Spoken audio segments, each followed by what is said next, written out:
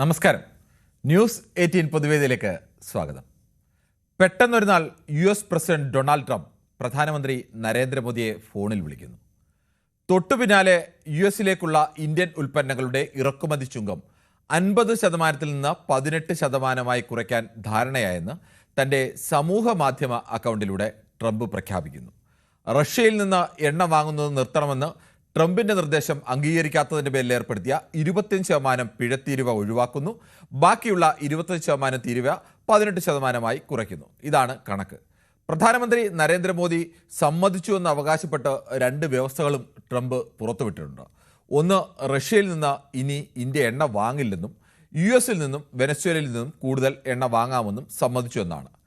രണ്ടാമത്തെ വ്യവസ്ഥ, കാർഷിക, ഊർജ, സാങ്കേതിക മേഖലയിൽ നിന്ന് $500 ബില്യൺ അമേരിക്കൻ ഉൽപ്പന്നങ്ങൾ ഇന്ത്യ അധികമായി വാങ്ങാൻ സമ്മതിച്ചു എന്നാണ്.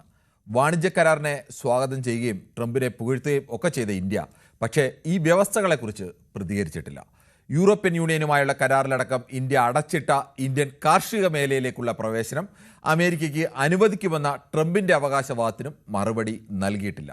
മുട്ടാപ്പോക്ക് ന്യായവും ഭീഷണിയും ഒക്കെ ഉപേക്ഷിച്ച് ട്രംപ് പൊടുന്നനെ കരാറിൽ ഏർപ്പെടാനുള്ള കാരണം യൂറോപ്യൻ യൂണിയനുമായി ഇന്ത്യ കഴിഞ്ഞ ആഴ്ച ഒപ്പിട്ട സ്വതന്ത്ര വാണിജ്യ കരാറാണെന്നത് വ്യക്തമാണ്. 27 രാജ്യങ്ങളടങ്ങുന്ന യൂറോപ്യൻ യൂണിയനും ഇന്ത്യയും ചേർന്നാൽ ലോക ജനസംഖ്യയിൽ 200 കോടി വരും. ലോക GDP-യുടെ 4/1 വരും. കച്ചവടം ആ വഴിക്ക് പോയാലുള്ള അപകടം തിരിച്ചറിഞ്ഞാണ് ട്രംപിൻ്റെ ഈ നീക്കം എന്നതും വ്യക്തം. പക്ഷേ അതിനുവേണ്ടി ട്രംപ് അവകാശപ്പെടുന്ന വ്യവസ്ഥ ഇന്ത്യ അംഗീകരിച്ചോ എന്നതിനെ കൂടി ആശ്രയിച്ചാണ് ഇതിലെ യഥാർത്ഥ വിജയി ആരെന്ന് വിലയിരുത്താൻ കഴിയുക. ഈ വിഷയമാണ് ന്യൂസ് 18 പൊതുവേദി ചർച്ച ചെയ്യുന്നത്. ഇന്ത്യ US വാണിജ്യ കരാർ ആരുടെ ജയം? പ്രേക്ഷകർക്കും പ്രതികരിക്കാം.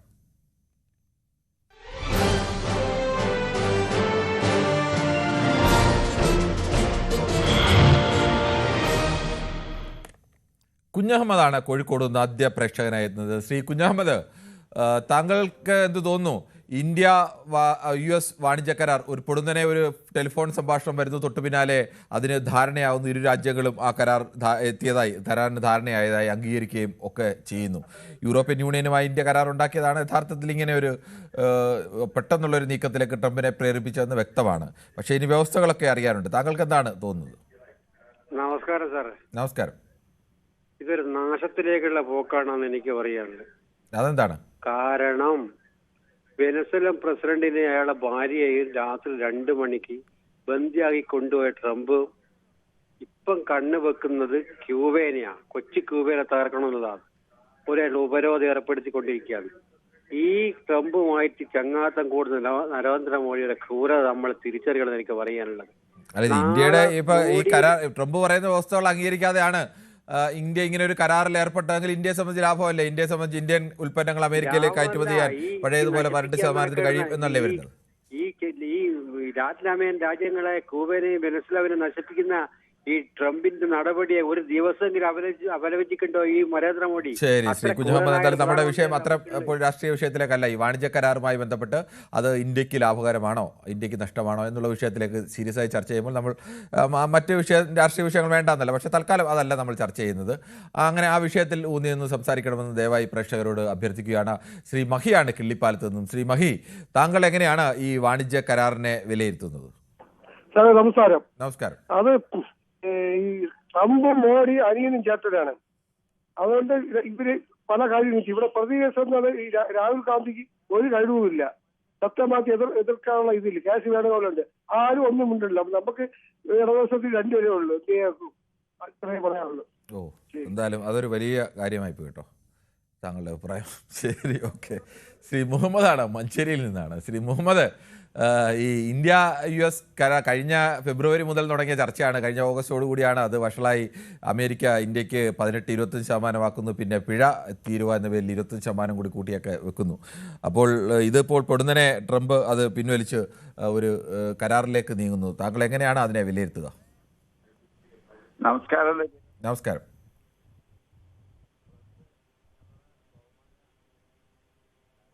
ശ്രീ പ്രദീപാണ് ന്യൂയോർക്കിൽ നിന്നും. ശ്രീ പ്രദീപ്, താങ്കൾ അമേരിക്കയും ഇന്ത്യയും തമ്മിലുള്ള ബന്ധത്തെക്കുറിച്ചൊക്കെ എന്തായാലും അമേരിക്കയിൽ ജീവിക്കുന്ന ഒരു മലയാളി എന്ന നിലയ്ക്ക് കൂടുതൽ പഠിക്കുകയും ഒക്കെ ചെയ്തിട്ടുള്ള ആളായിരിക്കും.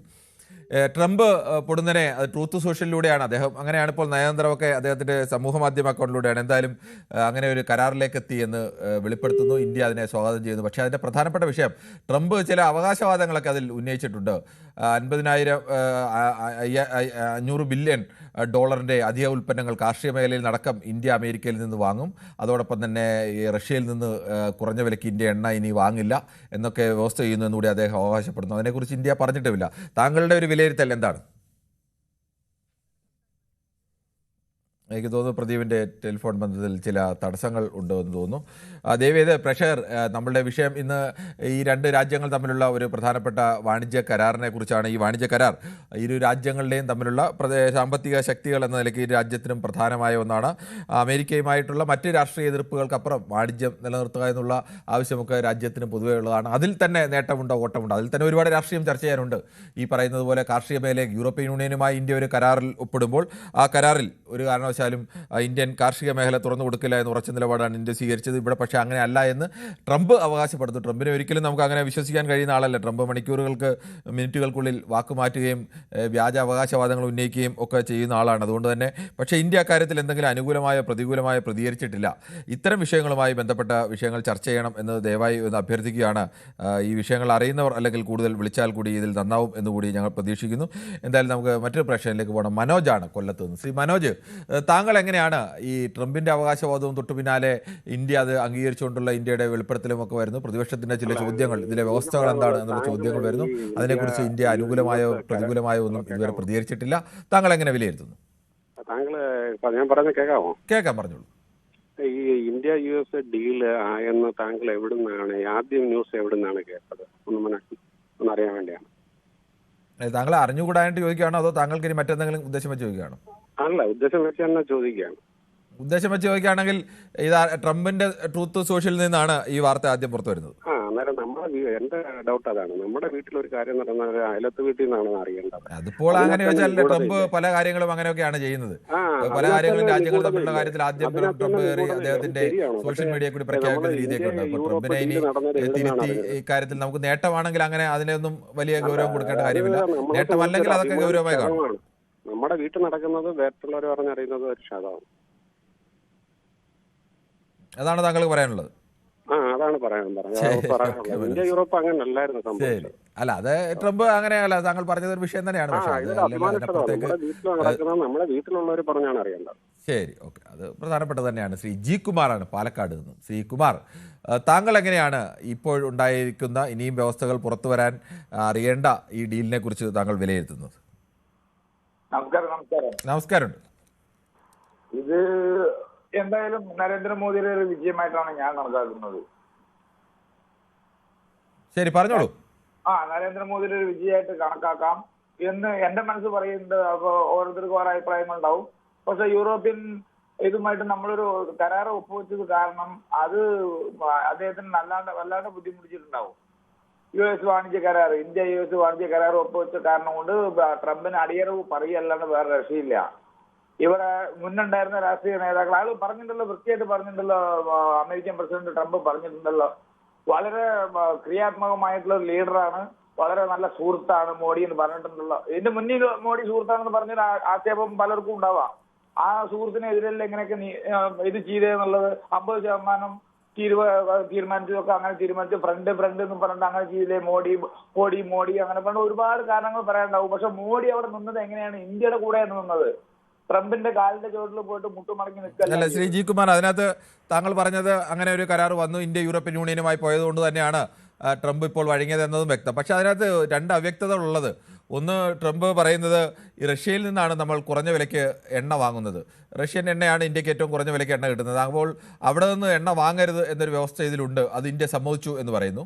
രണ്ടാമത് പറയുന്നത് അദ്ദേഹം 500 ബില്യൺ ഡോളറിൻ്റെ കാർഷിക സാങ്കേതിക മേഖലയിലേക്ക് ഉൽപ്പന്നങ്ങൾ ഇന്ത്യ അമേരിക്കയിൽ നിന്ന് വാങ്ങാമെന്ന് പറഞ്ഞു. ഈ 500 ബില്യൺ ഡോളർ എന്ന് പറഞ്ഞാൽ ഇന്ത്യൻ രൂപയിൽ കണക്കൂട്ടിയാൽ 46 ലക്ഷം കോടി രൂപയാണ്.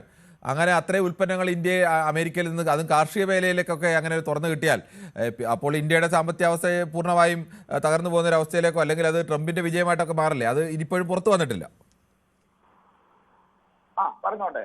പറഞ്ഞു. ഇതേമാതിരി നമ്മള് മറ്റേ ഓപ്പറേഷൻ സിന്ദൂർ പണ്ട് ഇന്ത്യ പാകിസ്ഥാൻ ഒരു ഫൈറ്റ് നടത്തി. ഇന്ത്യ പാകിസ്ഥാൻ ഈ വിഷയത്തിൽ പറയും. അത് ഒരു മിനിറ്റ് അതിലേക്ക് തന്നെ അതേ കാര്യം തന്നെയാണ്. അതേ തന്നെയാണ് സംഭവം. അത് തന്നെയാണ്.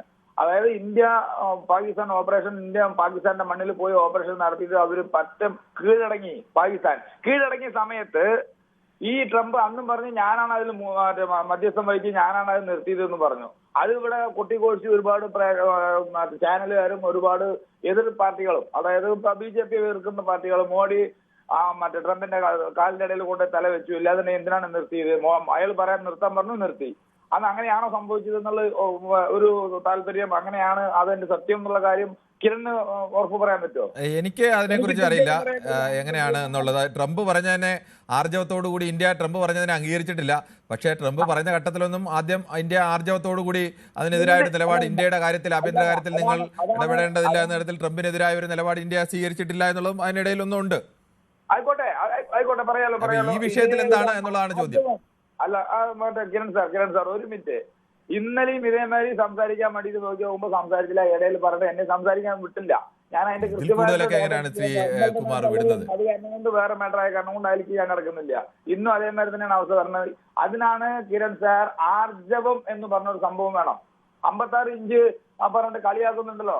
56 ഇഞ്ച് പറഞ്ഞ് കളിയാക്കുന്ന മോഡിനെ കളിയാക്കുന്ന ആൾക്കാർ ഒരുപാട് എതിർ പാർട്ടികളുണ്ട്. അതായത് കോൺഗ്രസിന് ഇത് തന്നെ പണി, അവർക്ക് വേറെ ഒന്നുമില്ല. ജി കുമാർ, ഞാൻ താങ്കൾക്ക് സമയം കിട്ടാത്തത് ഇടയ്ക്കേറി പറയേണ്ടി വരുന്നുണ്ട്. താങ്കൾ ഈ വിഷയത്തിൽ നിന്ന് സംസാരിച്ചോളൂ. അല്ല, മോദിയെ കളിയാക്കുന്നതും മോദി തിരിച്ചു കളിയാക്കുന്നതുമായ ഒരുപാട് വിഷയങ്ങളുണ്ട്. അതൊക്കെ അവിടെ നിൽക്കട്ടെ. ഈ വിഷയത്തിൽ പറയൂ. ഓക്കെ. അതാണ് പറഞ്ഞത്. അതായത് വിഷയദാരിദ്ര്യം ഉണ്ടാവുമ്പോ ഇതിനൊക്കെ എടുത്ത് പറയാണ്. മോദി പറയുന്നില്ല. അതാണ് കാത്തിരിക്കൂ. ശ്രീ കുമാർ, താങ്കൾക്ക് ഞാൻ സമയം തരാം. താങ്കൾ ഈ വാണിജ്യ കരാറിന്റെ വ്യവസ്ഥകളെ സംബന്ധിച്ചുള്ള അനുകൂലിച്ചോ പ്രതികൂലിച്ചോ അഭിപ്രായങ്ങൾ പറഞ്ഞോളൂ. അതാണ് പറഞ്ഞു വന്നത്. തീർച്ചയായിട്ടും ഇന്ത്യക്ക് അഭിമാനിക്കാം. ഓരോ ഇന്ത്യക്കാരനും BJP, കോൺഗ്രസ്, കമ്മ്യൂണിസ്റ്റ്, ജനതാദൾ ആ രാഷ്ട്രീയ ഭേദമന്യേ എന്റെ ഒരു അഭിപ്രായമാണ്, എന്റെ പേഴ്സണൽ അഭിപ്രായമായിട്ട് എടുത്താൽ മതി, പാർട്ടിയുടെ അഭിപ്രായമായിട്ട് എടുക്കണം. ശരി, ഓക്കെ. എന്തായാലും താങ്കൾ ഇപ്പോഴും ദയവേത് ഈ വിഷയത്തിൽ സംസാരിക്കുന്ന പ്രഷർ അതുമായി ബന്ധപ്പെട്ട വിഷയത്തിൽ നിന്ന് സംസാരിക്കണമെന്ന് അഭ്യർത്ഥിക്കുന്നു. നമുക്ക് ഒരുപാട് ചർച്ച ചെയ്യാൻ വിഷയങ്ങൾ പല ദിവസങ്ങളും നമ്മൾ എടുത്തിട്ടുണ്ട്. ആ ദിവസങ്ങളിലൊക്കെ വിശദമായി ചർച്ച ചെയ്യാം. ശ്രീ പ്രദീപാണ് ന്യൂയോർക്കിൽ നിന്നും. നേരത്തെ അദ്ദേഹത്തിൻ്റെ ടെലിഫോൺ ബന്ധം കട്ടായി പോയിരുന്നു. ശ്രീ പ്രദീപ്, താങ്കൾ ഈ കരാറിനെ എങ്ങനെയാണ് കാണുന്നത്? ഇപ്പോഴും എന്താണ് യാഥാർത്ഥ്യം? ട്രംപ് ചിലതൊക്കെ അവകാശപ്പെടുന്നു. അത് ട്രംപിൻ്റെ ഒരു അവകാശവാദം മാത്രമാണോ, ഇന്ത്യ അംഗീകരിച്ചിട്ടുണ്ടോ എന്നുള്ള കാര്യത്തിലൊന്നും വ്യക്തത ഇപ്പോഴും വന്നിട്ടില്ല. താങ്കൾ എങ്ങനെ വിലയിരുത്തുന്നു? നമസ്കാരം കിരൺ. നമസ്കാരം കിരൺ, നമ്മുടെ ട്രംപ് എന്ന് പറയുന്നത് ബേസിക്കലി പോയൊരു കോടാലിയാണ്. അദ്ദേഹത്തിന്റെ ആദ്യകാല പ്രവർത്തനങ്ങൾ പോലെയല്ല രണ്ടാമത് വന്നതിന് ശേഷം. പക്ഷേ അദ്ദേഹം നമുക്കിട്ട് പല രീതിയിലും നമ്മൾ എത്രത്തോളം പ്രഷർ ചെയ്യാൻ പറ്റുമോ ഈ ഒരു താരിഫ് കൊണ്ടുവന്ന് അദ്ദേഹം ഉദ്ദേശിച്ച രീതിയിൽ അദ്ദേഹത്തിന്റെ ഇവിടത്തെ പല സാധനങ്ങളും ഇന്ത്യയിൽ ഇറക്കി അതിനെ അവിടെ കർഷകരുടെ ഇടയിൽ അതൊരു വിഷയമാകും. കർഷകർക്ക് ഇന്ത്യക്ക് എക്കണോമി ഇൻഡയറക്ട്ലി അത് ദോഷം ചെയ്യുന്ന രീതിയിലുള്ള പല പരിപാടികളും ആദ്യത്തെ ആ താരിഫിൽ ഉണ്ടായിരുന്നത്, ആ ഉടമ്പടികൾ. പക്ഷെ അതൊന്നും നമ്മൾ വകവയ്ക്കാതെ അഡ്ജസ്റ്റ് ചെയ്ത് നമ്മൾ പിടിച്ചു പോയതിൽ നമുക്ക് ബേസിക്കലി നമുക്കുണ്ടായ നഷ്ടം എന്നുള്ളത് വളരെ വലുതാണ്. നമുക്ക് അതിനകത്ത് നിറയെ നഷ്ടം ഉണ്ടായിട്ടുണ്ട്. അതൊരു സത്യാവസ്ഥയാണ്. ആ സത്യാവസ്ഥ മറച്ചു വയ്ക്കാതെ തന്നെ നമുക്ക് തുറന്നു പറയാൻ പറ്റും, ഇപ്പോഴും നടന്ന ഈ ഒരു ഡീല് വളരെയധികം ഇന്ത്യക്ക് ഗുണം ചെയ്യും. പ്രത്യേകിച്ച് വളരാൻ ആഗ്രഹിക്കുന്ന 2047 ഇന്ത്യ ഒരു പവർ ആവണം എന്ന് ആഗ്രഹിച്ചുകൊണ്ട് പ്രവർത്തിക്കുന്ന സർക്കാരിനും ഇന്ത്യയിലെ ജനങ്ങൾക്കും. സർക്കാർ എന്ന് പറയുമ്പോൾ ഇന്ത്യയിലെ ഓരോ ജനങ്ങളുമാണ്.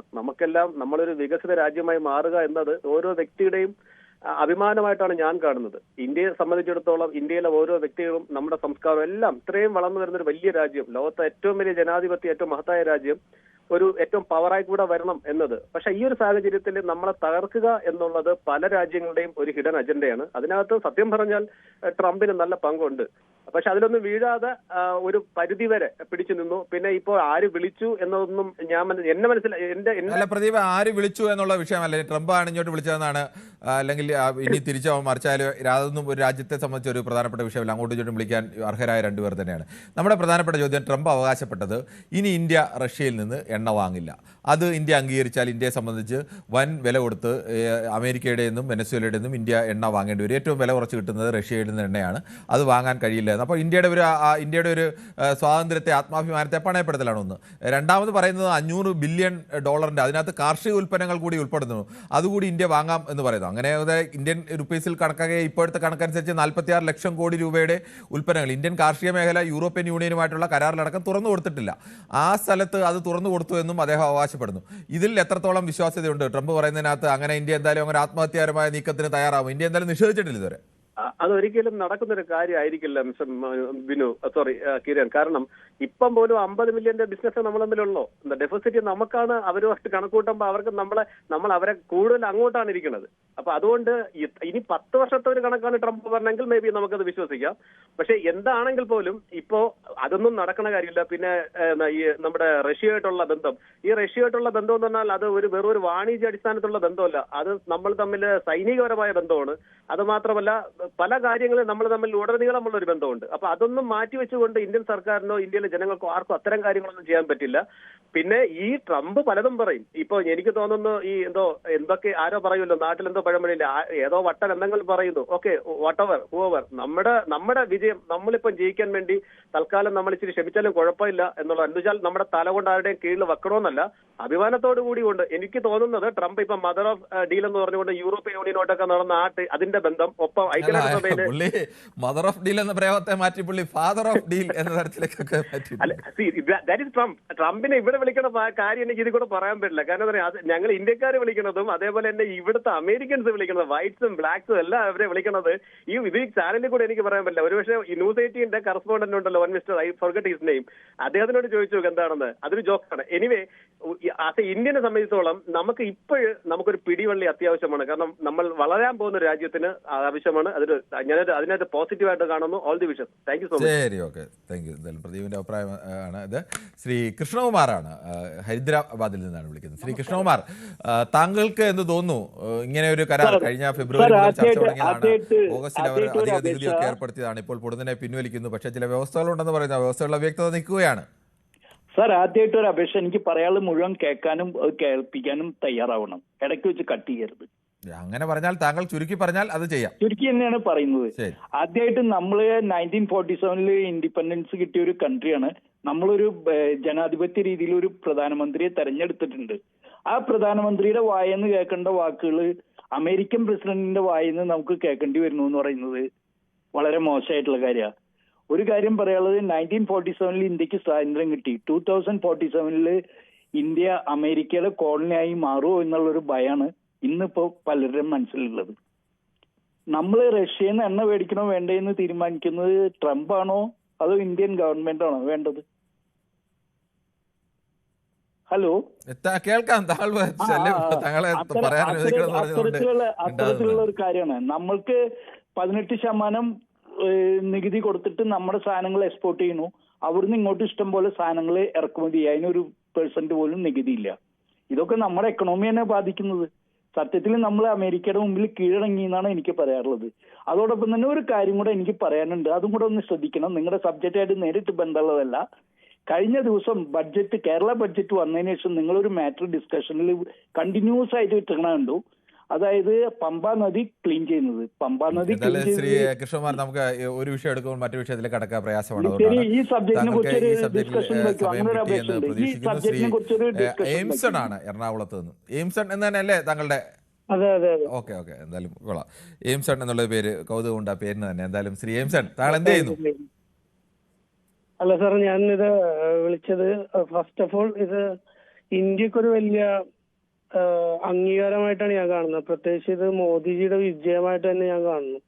കാര്യം ഇത്രയേറെ പ്രശ്നങ്ങൾ ആദ്യം ഭയങ്കര ഉടക്കിലൊക്കെ നിന്നിട്ട് അവസാനം ഇങ്ങോട്ട് വന്ന് ഇത് സൈൻ ചെയ്തു എന്നല്ലെങ്കിൽ ഒരു പോസിറ്റീവ് റെസ്പോൺസ് അമേരിക്ക പോലുള്ള വലിയൊരു രാജ്യത്തിന്റെ പ്രസിഡന്റ് പുള്ളിയുടെ ട്രൂത്ത് സോഷ്യൽ മീഡിയയിലടക്കം പുള്ളി പറഞ്ഞത് നമ്മുടെ രാജ്യത്തിന്റെ വിജയമായിട്ട് ഞാൻ കാണുന്നു.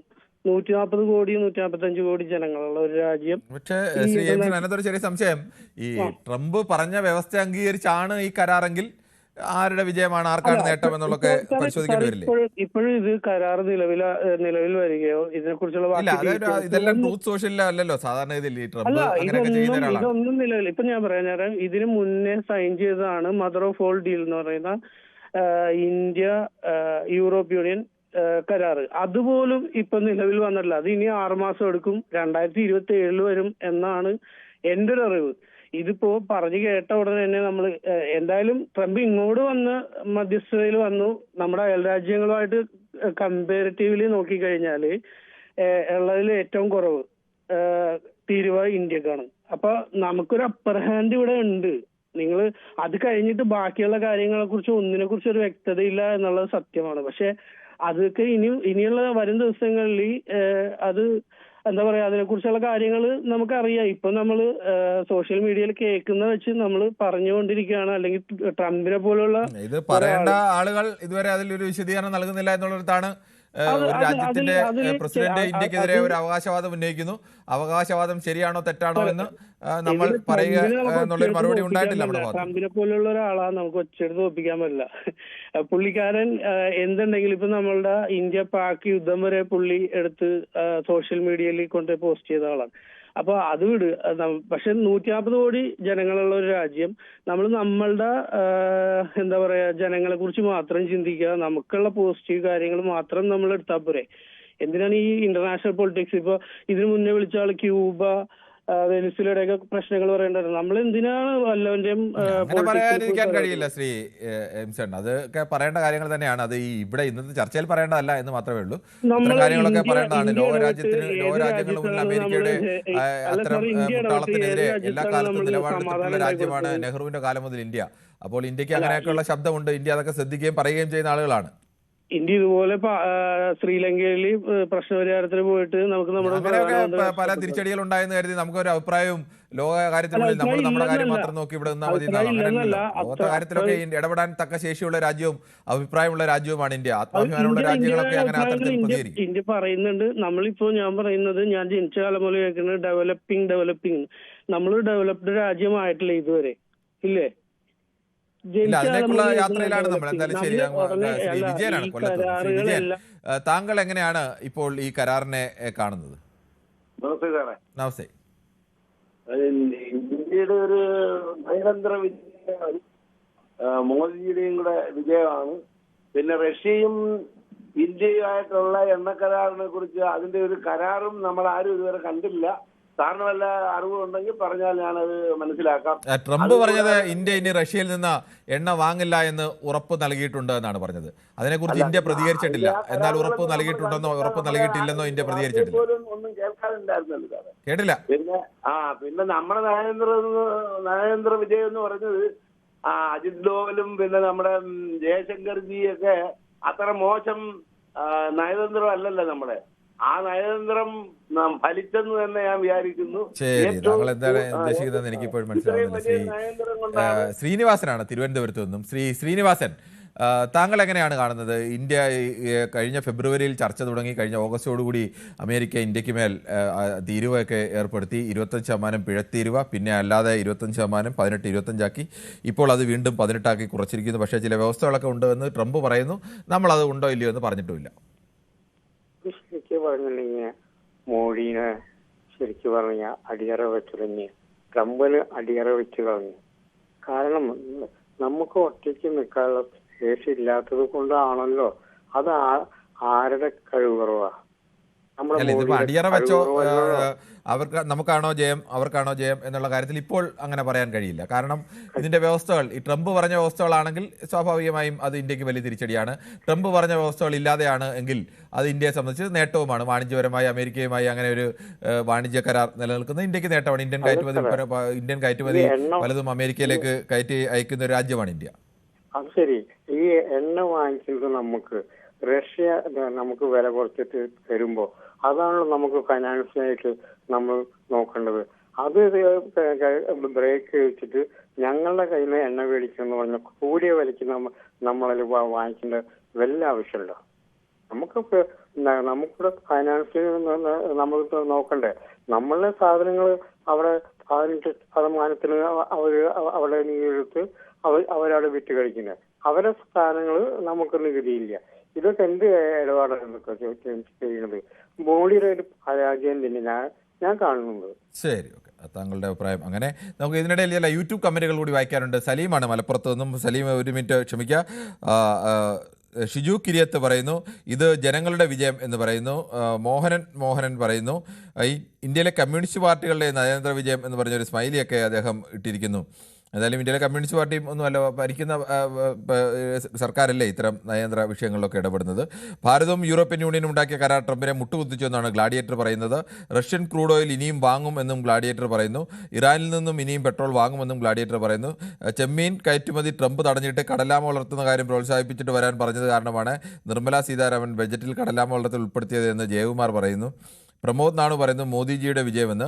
അഡ്വക്കേറ്റ് ഗോപാലകൃഷ്ണ പിള്ളൈ പറയുന്നു കിരണ, ഈ കരാറിൻ്റെ വിശദവിവരം പുറത്തു വരുന്നതിന് മുമ്പ് രൂപയുടെ മൂല്യം കയറിയത് തന്നെ കരാർ ഇന്ത്യക്ക് അനുകൂലം ആണ് എന്നുള്ളതാണ്. ശ്രീ അഡ്വക്കേറ്റ് ഗോപാലകൃഷ്ണ പിള്ളൈ, രാവിലെ തുടങ്ങിയ സമയത്ത് ഇന്ത്യയിലെ വിപണി സെൻസെക്സും നിഫ്റ്റിയും എല്ലാം വളരെ ഉയർന്ന തോതിലായിരുന്നു. പിന്നീട് എന്തായാലും അവർ വിറ്റഴിച്ചോടുകൂടി അത് വീണ്ടും താഴത്തെ അവസ്ഥയിലേക്ക് വന്നു. ഇങ്ങനെയൊക്കെ ഒരു മാറ്റം അനുകൂലമായിട്ടുണ്ടായാൽ സ്വാഭാവികമായും അത്തരം മാറ്റങ്ങൾ വിപണിയിലുണ്ടാകും. ഇനി അതിൻ്റെ യാഥാർത്ഥ്യം എങ്ങനെ ആവുന്നു എന്നതിനെ ആശ്രയിച്ചായിരിക്കും മറ്റ് വിപണിയുടെ മുന്നേറ്റം ഒക്കെ വരിക. വിപണിയിൽ സൂചനകളുടെ അടിസ്ഥാനത്തിലാണല്ലോ ഓരോ ദിവസത്തെയും ഓപ്പണിംഗ് ഇതെല്ലാം കൂടുകയും ഒക്കെ ചെയ്യുന്നത്. അമേരിക്ക ഭാരതത്തിന് മുന്നിൽ ഒതുങ്ങി, കാരണം മദർ ഓഫ് ഓൾ ഡീൽസ് എന്ന് ഗ്ലാഡിയേറ്റർ പറയുന്നു. കൃഷ്ണദാസ് പറയുന്നു ഇന്ത്യ ഈ കരാർ അംഗീകരിച്ചതായി ഇന്ത്യയുടെ ഭാഗത്ത് നിന്ന് അറിയിപ്പ് വന്നിട്ടുണ്ടോ? വായിൽ വരുന്നത് കോതയ്ക്ക് പാട്ടുന്ന രീതിയിൽ ട്രംപിൻ്റെ വാക്കുകൾ കണ്ടാൽ മതിയെന്ന് പറയുന്നു.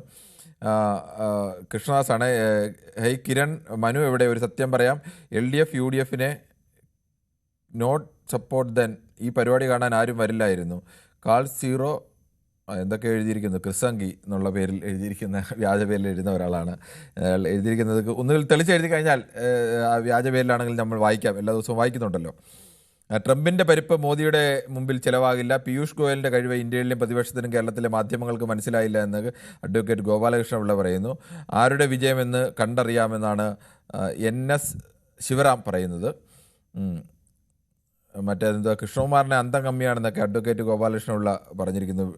വിടുവായൻ ട്രംപ് പലതും പറയും, വട്ടന സർട്ടിഫിക്കറ്റ് ഉണ്ട് എന്ന് ശക്തിമാൻ പറയുന്നു. ഇന്ത്യയുടെ സമ്പത്ത് മനുഷ്യവിഭവമാണെന്ന് കൃഷ്ണനുണ്ണി മാലത്ത് പറയുന്നു. അമ്പാടി പറയുന്നു ഒരു വിവരവുമില്ലാത്തവർ ഫോണിൽ ആസിയാൻ കരാർ ഒപ്പിട്ട് കോൺഗ്രസ് കർഷകരെ ചതിച്ചു, മോദി അതിലും കഠിനമായി നമ്മളെ ചതിക്കുന്നു എന്ന് AK കൃഷ്ണൻകുട്ടി പറയുന്നു.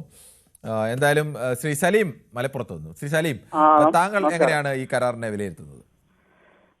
സാർ, ഈ കരാറിനെ കുറിച്ച് അറിയണമെങ്കിൽ ഒരു നഷ്ടക്കച്ചവടമാണോ എന്ന് അറിയണമെങ്കിൽ ചില കരാറിലെ വ്യവസ്ഥകൾ വ്യക്തമായി നമ്മുടെ നടുവിൽ വരണം, അല്ലാതെ നമുക്കൊന്നും പറയാൻ കഴിയില്ല. പക്ഷെ എന്നാൽ തന്നെയും ട്രംപ് എന്ന് പറയുന്ന വാക്കിന് യാതൊരു വ്യവസ്ഥയില്ലാത്ത ഒരാളാണ്. ഓരോ മണിക്കൂറിലും വാക്ക് മാറ്റി പറയുന്ന ഒരു വ്യക്തിയാണ്. അതുകൊണ്ട് ഇന്നൊരു കരാർ ഒപ്പിട്ട് നാളെ അത് ഒരുപക്ഷെ ആ കരാറിലെ മഷി ഉറങ്ങുന്നതിന് മുമ്പ് തന്നെ മാറ്റി പറയാൻ സാധ്യതയുണ്ട്. അതുപോലെ തന്നെ ഏത് അസമയത്തും എന്ത് സ്വേച്ഛാധിപത്യ നടപടി എടുക്കാൻ മുതിരുന്ന ഒരു വ്യക്തി കൂടിയാണ് ട്രംപ്.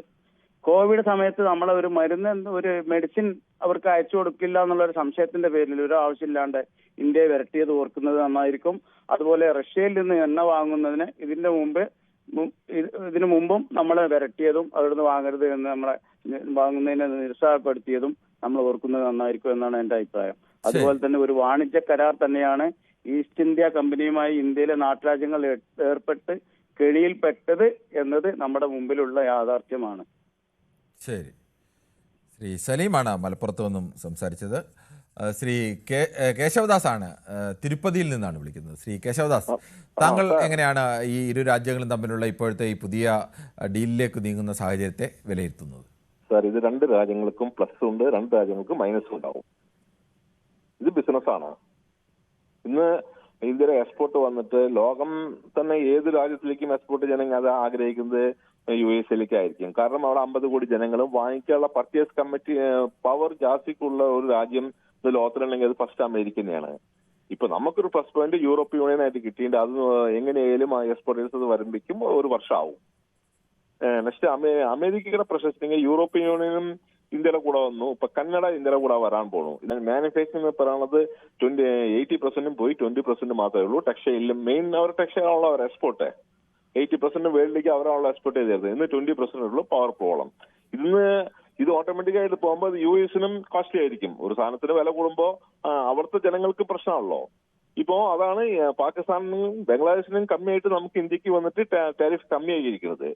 ഇതിൽ ഇന്ത്യയിലേക്കും അവർ എക്സ്പോർട്ട് ചെയ്യും. അത് രണ്ട് രാജ്യങ്ങളും തമ്മിലുള്ള അഗ്രിമെന്റ് അങ്ങനെയാണല്ലോ. എന്റെ രാജ്യത്തിന് മാത്രം പറഞ്ഞിട്ട് ഏതെങ്കിലും രാജ്യം സമ്മതിക്കുമോ? അവരുടെ രാജ്യത്തിന്റെ കാര്യങ്ങളും അവിടുത്തെ പ്രസിഡന്റ് നോക്കണ്ടേ? അപ്പൊ ഇതിൽ മൈനസ് ഉണ്ടാവും, പ്ലസ് ഉണ്ടാവും. ബട്ട് വന്നിട്ട് നമുക്ക് ഏറ്റവും കൂടുതൽ നമ്മുടെ ഇന്ത്യയിലെ അഗ്രികൾച്ചർ ഫസ്റ്റ് മാനുഫാക്ചറിങ്, സെക്കൻഡ് വന്ന് ടെക്സ്റ്റൈല്. ഈ ടെക്സ്റ്റൈലിന് വന്ന് ഇപ്പൊ തന്നെ നിങ്ങൾ തിരുപ്പൂർ മാർക്കറ്റ് അന്വേഷിച്ചാൽ അറിയാം 80% പ്രൊഡക്ഷൻ സ്റ്റോപ്പായി. ഇന്ന് അതിന് വീണ്ടും അത് പിക്കപ്പ് ആവും. പിക്കപ്പ് ആകുമ്പോൾ അതിനനുസരിച്ചിട്ട് നമുക്ക് ഡോളർ ഇന്ത്യയിലേക്ക് വരും. ഡോളർ ഇന്ത്യയിലേക്ക് വരുമ്പോൾ ഇന്ത്യയിലെ പ്രോബ്ലം ഓരോവിധം പ്രോബ്ലം സോൾവ് ആവും. പക്ഷെ ഇന്ത്യയിലത്തെ ടാക്സ് സിസ്റ്റമാണ് ഇവർ ഇനിയും മാറ്റാതിരിക്കുന്നത്. അതാണ് ഇന്ത്യ ഗവൺമെന്റ് ഏറ്റവും വലിയൊരു പ്രശ്നം. ഇപ്പൊ ജസ്റ്റ് 28% മോട്ടോർ വെഹിക്കിളിനാണ് ടാക്സ് 18% ആക്കിയപ്പോഴും എത്രത്തോളം സെയിൽസ് ഉണ്ടായിരുന്നു ഇന്ത്യയിലെ? ഇനിയും ടാക്സ് കമ്മിയായി കഴിഞ്ഞാൽ ഇന്ത്യയിലെ ബിസിനസ് കൂടും, ഡൊമസ്റ്റിക് ബിസിനസ് കൂടും, ഓട്ടോമാറ്റിക് മണി ഫ്ലോ ഉണ്ടാവും, GST കൂടുള്ളൂ. ഇതാണ് ഞാൻ പറയാനുള്ളത് സാർ. ശരി, ഓക്കെ. എന്നാലും താങ്കൾ പറഞ്ഞത് അത്തരം കാര്യങ്ങൾ കൂടി ഓരോ രാജ്യത്തിൻ്റെ സമ്പദ് വ്യവസ്ഥയ്ക്ക് പ്രധാനം തന്നെയാണ്. ശ്രീ ബിനോയ് ആണ് കൊല്ലത്തുനിന്ന്. ശ്രീ ബിനോയ്, താങ്കൾ എങ്ങനെയാണ് ഇപ്പോഴത്തെ ഈ കരാറിനെ, പെട്ടെന്നൊരു ഫോൺ വരുന്നു, ഈ രണ്ട് രാജ്യത്തിൻ്റെയും തലവന്മാർ അങ്ങനെ ഒരു കരാറിലേക്ക് നീങ്ങുന്നതായി സോഷ്യൽ മീഡിയ വഴി വിവരങ്ങൾ പുറത്തുവിടുന്നു, എന്താണ് താങ്കൾക്ക് പറയാനുള്ളത്? നമസ്കാരം. നമസ്കാരം. നമ്മളുടെ ഇന്ത്യ ഗവൺമെന്റ് അങ്ങനെ ഒരു കരാറ് ഒപ്പിട്ടതായി ഒരു മാധ്യമങ്ങളിലും കാണുന്നില്ല. ഇനി അല്ല, അത് പ്രധാനമന്ത്രിയുടെയും പീയൂഷ് ഗോയലിന്റെയും എല്ലാം ട്വീറ്റുകളുണ്ട്. ട്വീറ്റുകൾ മാത്രമാണല്ലേ? അതെ, ഇങ്ങോട്ടും ട്രൂത്ത് സോഷ്യൽ മീഡിയയിലുള്ള ട്വീറ്റാണ്, അങ്ങോട്ടും ട്വീറ്റാണ്. ഇങ്ങോട്ട് സമൂഹ മാധ്യമത്തിൽ ട്വീറ്റ് ചെയ്യുമ്പോൾ തിരിച്ചും അങ്ങനെയല്ലേ ചെയ്യൂ, അല്ലാതെ നമ്മൾ ഔദ്യോഗികമായി ചെയ്യില്ലല്ലോ.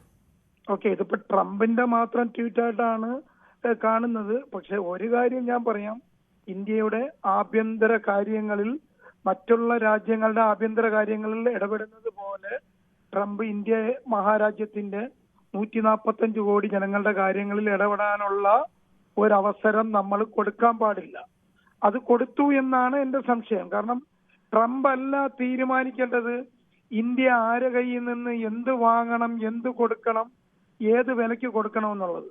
പക്ഷെ ട്രംപിന്റെ ട്വീറ്റിൽ അദ്ദേഹം പറയുന്നു ഇന്ത്യയായി കരാറായി, ഇന്ത്യ ഇനി റഷ്യയിൽ നിന്ന് സാധനം വാങ്ങത്തില്ല, ഇന്ത്യയുടെ കാർഷിക ഉൽപ്പന്ന സാധനങ്ങൾ ഞങ്ങൾ കൊടുക്കും എന്നൊക്കെ അദ്ദേഹം പറയുന്നു. പക്ഷെ ഇന്ത്യയുടെ പ്രധാനമന്ത്രിയും ഇന്ത്യ ഭരിക്കുന്ന NDAയോടും പറയാനുള്ളത്, ഇന്ത്യക്ക് ലോകത്ത് എല്ലായിടത്തും ഒരു സ്ഥാനമുണ്ട്. നമ്മൾ നമ്മുടേതായ തീരുമാനങ്ങളാണ് ലോകത്തെ അറിയിക്കുന്നത്. ഒരു ചെറിയൊരു കാര്യം പറയാം. ഇപ്പം ക്രൂഡ് ഓയിൽ വിഷയമാണ് ട്രംപ് പറയുന്നത്. അതായത് റഷ്യയിൽ നിന്നും ക്രൂഡ് ഓയിൽ വാങ്ങാൻ പാടില്ല, ഞങ്ങളുടെ കയ്യിൽ നിന്നും വാങ്ങണമെന്നത്. പക്ഷെ അങ്ങനെ മേടിക്കുമ്പം ഒരു ദിവസം കിരണെ നമ്മൾ ഇന്ത്യ മഹാരാജ്യത്ത് 50 ലക്ഷത്തിനും 52 ലക്ഷത്തിനും ഇടയിൽ ബാരൽ ക്രൂഡ് ഓയിൽ നമ്മൾ വാങ്ങുന്നുണ്ട്. അതായത് പ്രതി മാസം അപ്പൊ നമ്മൾ കണക്കൂട്ടി നോക്കിയത് 2 കോടി 16 ലക്ഷം സംതിങ് വാങ്ങുന്നുണ്ട്. പക്ഷെ ഒരു ബാരലിന് 600 രൂപ, ഞാനിങ്ങനെ ഒന്ന് നോക്കുകയായിരുന്നു വിക്കിപീഡിയയിൽ, ഒരു ബാരലിന് 600 രൂപയുടെ വ്യത്യാസമുണ്ട്.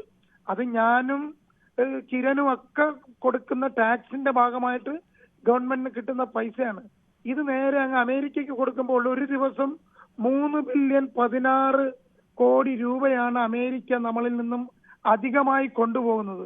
ഒരു ദിവസത്തെയാണ് നമ്മൾ ഈ പറയുന്നത്. അപ്പൊ ഒരു മാസത്തെ നമ്മൾ കണക്ക് കൂട്ടി നോക്കുക. അപ്പൊ അതുകൊണ്ട് അമേരിക്ക ഏത് ടാക്സോ ഏർപ്പെടുത്തിട്ട് നമുക്കൊരു വിഷയമില്ല. അവിടുത്തെ ഇവിടെ അദ്ദേഹം പറഞ്ഞതുപോലെ അത് അവിടുത്തെ പൗരന്മാരെ ബാധിക്കും, അവരുടെ പൊളിറ്റിക്സിനെ ബാധിക്കും. നമുക്ക് ചിലപ്പോൾ 5% അല്ല, ഞാൻ പറഞ്ഞ് അവസാനിപ്പിക്കാം, ചിലപ്പോൾ നമുക്കൊരു 5% വ്യത്യാസമുള്ളൂ. പക്ഷെ നമ്മളിപ്പോ റഷ്യയിൽ നിന്ന് വാങ്ങുന്നതാണ് ക്രൂഡ് ഓയിൽ നമുക്ക് ഏറ്റവും ഉചിതം. നമുക്ക് മില്യൺ കണക്കിന് ഡോളർ നമുക്ക് ലാഭമാണ്. അതുകൊണ്ട് ട്രംപിന്റെ തീരുമാനത്തിന് ഇന്ത്യ ഗവൺമെന്റ് നിൽക്കാൻ പാടില്ല. ട്രംപ് ലോകത്തെ ഏകാധിപതിയാണ്, എല്ലാ രാജ്യത്തെയും. ശരി, സാറിന്റെ അഭിപ്രായം വളരെ വ്യക്തമാണ്. ശ്രീ ബിനോയ്, ശ്രീ അജയ്കുമാറാണ് ചങ്ങനാശ്ശേരിയിൽ നിന്നും. ശ്രീ അജയ്കുമാർ, യഥാർത്ഥത്തിൽ ട്രംപ് ഒരു മുട്ടാളിനെ പോലെ നിന്ന് ലോകരാജ്യങ്ങളെയൊക്കെ വെല്ലുവിളിച്ച് ഞാൻ പറയുന്നത് കേട്ടില്ലെങ്കിൽ നിങ്ങൾ എവിടെ നിന്ന് എന്ത് വാങ്ങണമെന്ന് ഞാൻ പറയും, അത് കേട്ടില്ലെങ്കിൽ ഞാൻ നിങ്ങളുടെ രാജ്യത്ത് നിന്ന് ഇങ്ങോട്ട് അമേരിക്കയിലേക്കുള്ള ഇറക്കുമതിക്ക് തീരുവ കൂട്ടും എന്നൊക്കെ പറഞ്ഞ് അവസാനം ഇന്ത്യൻ തീരുവ 50% വർദ്ധിപ്പിച്ചു. ഇന്നിപ്പോൾ കുറച്ചിരിക്കുന്നു. അപ്പോഴും ട്രംപ് അവകാശപ്പെടുന്നത് തൻ്റെ തിട്ടൂരമൊക്കെ ഇന്ത്യ അംഗീകരിച്ചിട്ടുണ്ട് എന്നാണ്. പക്ഷേ അംഗീകരിച്ചാണെന്നോ അംഗീകരിച്ചില്ലെന്നോ ഇന്ത്യ ഇതുവരെ പറഞ്ഞിട്ടുമില്ല. അല്ല, ഇപ്പൊ ഈ ട്രംപ് പറയുന്നത് മാത്രം വിശ്വസിക്കുന്ന ഒരു വിഭാഗം ജനങ്ങൾ ഏതായാലും നിർഭാഗ്യവശാലോ ഭാഗ്യവശാലോ ഇന്ത്യയിൽ ഉള്ളത് കൊണ്ട് നമുക്ക് ഇത്തരം കാര്യങ്ങളെ അങ്ങനെ ഏറിൽ നിർത്തി ചർച്ച ചെയ്യാനേ പറ്റുകയുള്ളൂ. ഇപ്പോൾ ട്രംപ് പറഞ്ഞിരിക്കുന്ന ഈ വിവരം ഇന്ത്യ ഗവൺമെന്റ് രാജ്യത്തെ ജനങ്ങളോട് ഒഫീഷ്യലി അറിയിപ്പിച്ചിട്ടില്ല. അവരുടെയൊക്കെ ട്വീറ്റിനകത്തില് ചില സംഭവങ്ങൾ വിവരിച്ചിട്ടുണ്ടെന്നതിനപ്പുറത്തേക്ക് ടാക്സിന്റെ ഡീറ്റെയിൽസ് ഒന്നും പറഞ്ഞിട്ടില്ല.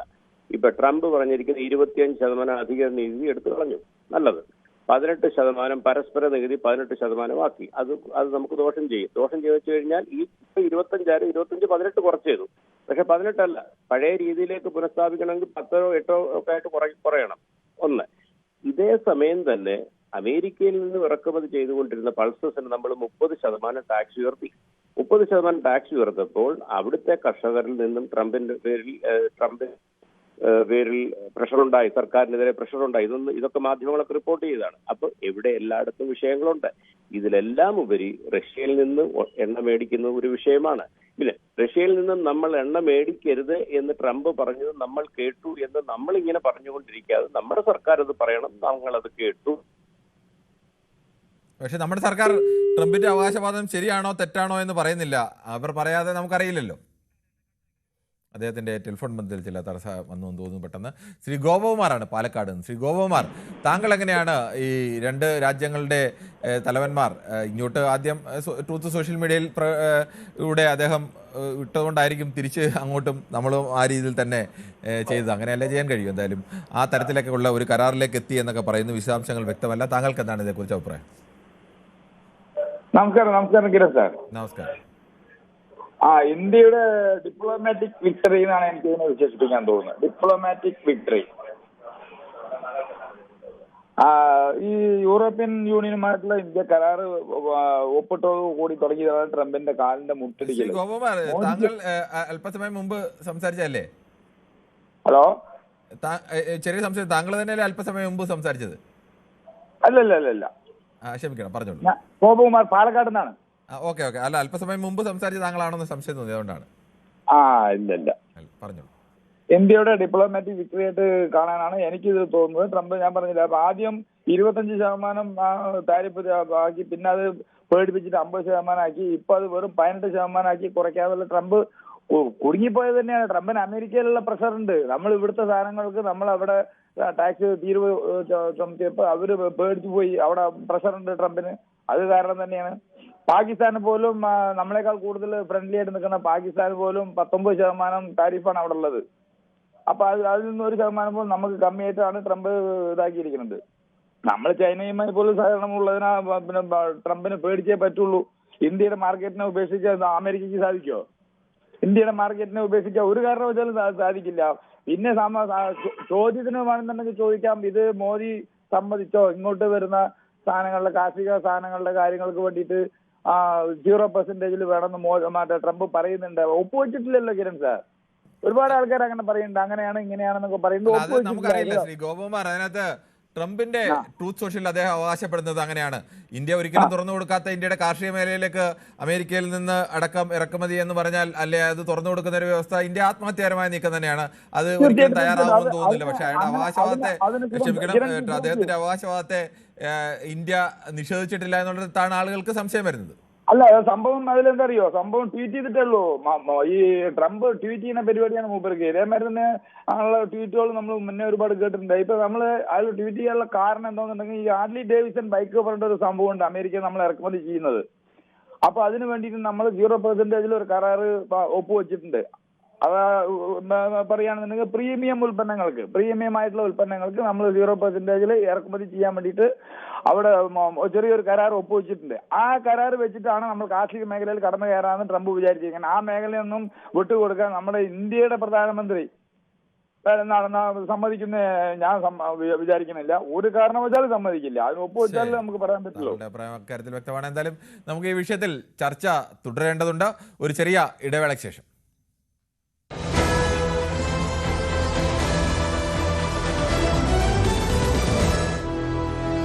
സമൂഹ മാധ്യമങ്ങളിലൂടെ കണ്ണോടിക്കുമ്പോൾ ഇന്ന് നമ്മളിൽ പലരെയും അത്ഭുതപ്പെടുത്തുന്ന ഒരു കാഴ്ചയുണ്ട്. 30കളിലും 40കളിലും എത്തിയ പല മില്ലേനിയലുകളും, അതായത് 1981 മുതൽ 1996 വരെ ജനിച്ചവർ, അവർ 10കളിലും 20കളിലും നിൽക്കുന്ന ജെൻസിയേക്കാൾ, അതായത് 1997 മുതൽ 2012 വരെ ജനിച്ചവരെക്കാൾ ചെറുപ്പമായി കാണപ്പെടുകയാണ്. പണ്ട് 30 വയസ്സ് എന്നത് വാർദ്ധക്യത്തിലേക്കുള്ള ആദ്യ പടിയായി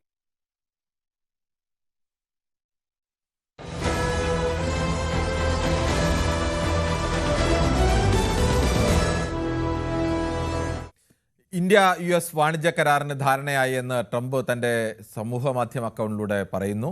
അതിനുശേഷം ഇന്ത്യയും അതിനെ അംഗീകരിച്ചുകൊണ്ട് വരുന്നു. പക്ഷേ അതിനിടയിൽ ട്രംപ് പറഞ്ഞ ചില വ്യവസ്ഥകൾ ഇന്ത്യ അംഗീകരിച്ചിട്ടുണ്ടോ ഇല്ലയോ എന്നതിനെ സംബന്ധിച്ച് ഇപ്പോഴും ഇന്ത്യ ഔദ്യോഗികമായി പ്രതികരിച്ചിട്ടില്ല. സ്വാഭാവികമായും ലോകത്തെ രണ്ട് പ്രധാനപ്പെട്ട രാജ്യങ്ങൾ തമ്മിലുള്ള വാണിജ്യ കരാർ എന്ന നിലയ്ക്ക് വലിയ പ്രാധാന്യം ഉള്ള ഒന്ന് തന്നെയാണ് ഇത്. ആ വിഷയമാണ് നമ്മൾ ചർച്ച ചെയ്യുന്നത്. ശ്രീ ശിവദാസനാണ് ബാലരാമപുരത്തും. ശിവദാസനിലേക്ക് വരുമ്പോൾ വളരെ വേഗത്തിൽ നമുക്ക് ചില കമൻറ്റുകൾ കൂടി വായിക്കാം. മിണ്ടാൻ വയ്യാത്ത അവസ്ഥയിൽ മോദി ട്രംപിൻ്റെ അടിമയായിപ്പോയി, ഇന്ത്യക്ക് ഭീകര നഷ്ടവും നാണക്കേടുമെന്നാണ് AK കൃഷ്ണൻകുട്ടി പറയുന്നത്.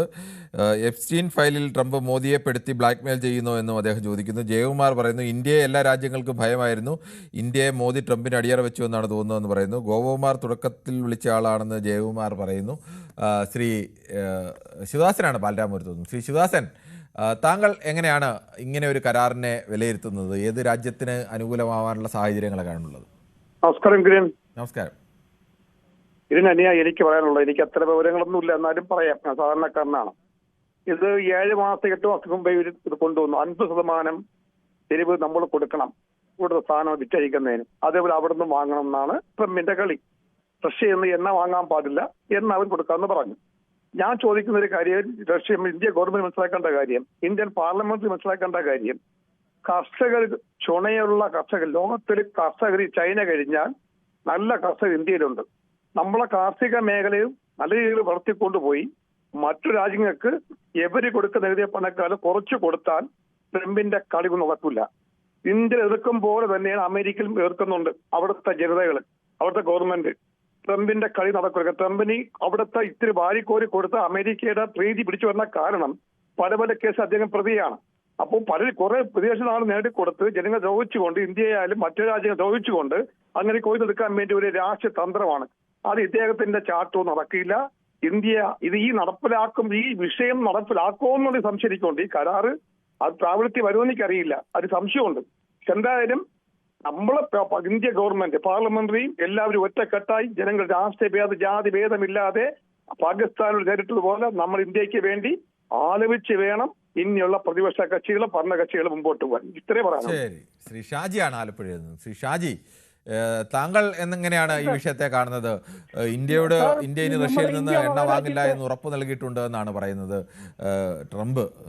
ഇന്ത്യ എവിടെ നിന്ന് വില കുറഞ്ഞ എണ്ണയാണ് റഷ്യയിൽ നിന്ന് വാങ്ങുന്നത്. മറ്റൊരു കാര്യം, ഇന്ത്യ വില കൂടിയാലും കുറഞ്ഞാലും ആരുടെ നിന്ന് എണ്ണ വാങ്ങണ്ട എന്ന് തീരുമാനിക്കേണ്ടത് ഇന്ത്യയാണ്. അത് ട്രംപിന്റെ ആവശ്യം ഇന്ത്യ അംഗീകരിച്ചു എന്നൊക്കെയാണ് പറയുന്നത്. ഇന്ത്യ പക്ഷേ അക്കാര്യത്തിൽ പ്രതികരിച്ചിട്ടുമില്ല. താങ്കൾക്ക് പൊതുവെ എന്താണ് പറയാനുള്ളത്? സാർ നമസ്കാരം. സാർ നമസ്കാരം. നമസ്കാരം സാർ. നമ്മുടെ ഇന്ത്യ മഹാരാജ്യത്തെ നമ്മുടെ പ്രധാനമന്ത്രി അടിയറ വെച്ചിരിക്കുന്നു.